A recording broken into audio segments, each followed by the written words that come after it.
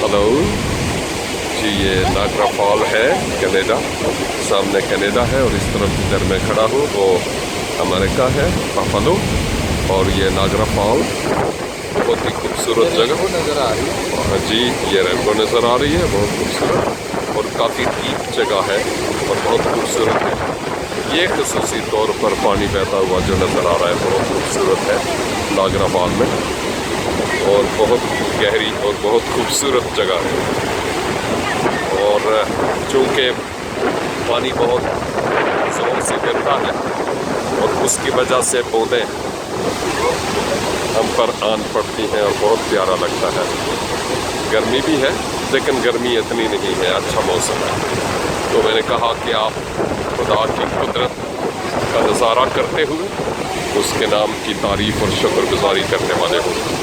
इधर सामने कनाडा है और इस तरफ इधर मैं खड़ा हूँ वो अमेरिका। खुदा आपके साथ हो और आपकी मदद करें। God bless you.